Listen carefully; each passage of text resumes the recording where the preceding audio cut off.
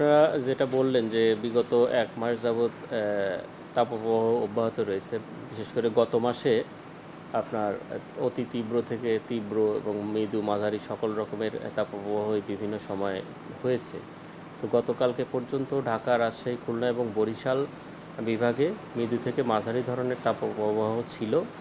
সেইটা আজকেও কিছু কিছু জায়গায় প্রশমিত হয়ে যাবে এবং আগামীকালকে আশা করছি যে রাজশাহী এবং খুলনা বিভাগের দু এক জায়গায় হয়তো মৃদু তাপপ্রবাহ থাকতে পারে। এছাড়া সারা দেশে তাপপ্রবাহ হয়তো পরিলক্ষিত আর হবে না কালকে। এবং আজকে ময়মনসিংহ, সিলেট এবং ঢাকা বিভাগের দু এক জায়গায় বৃষ্টিপাতের সম্ভাবনা রয়েছে। এছাড়া আগামীকালকে থেকে সারা দেশেই বিচ্ছিন্নভাবে বৃষ্টিপাতের সম্ভাবনা রয়েছে এবং সেখানে বজ্রঝড় সহ কোথাও কোথাও বজ্রপাতেরও সম্ভাবনা রয়েছে।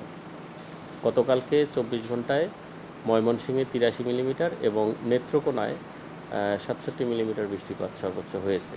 তো এখন যেটা হচ্ছে যে গতকালকে পর্যন্ত ঢাকায় মৃদু তাপপ্রবাহ ছিল, সেটা আজকে হয়তো কিছুটা কমে যাবে এবং আগামীকালকে বৃষ্টিপাত, আজকেও কিছুটা বৃষ্টি হওয়ার সম্ভাবনা রয়েছে দু এক জায়গায়, কালকেও যদি হয়।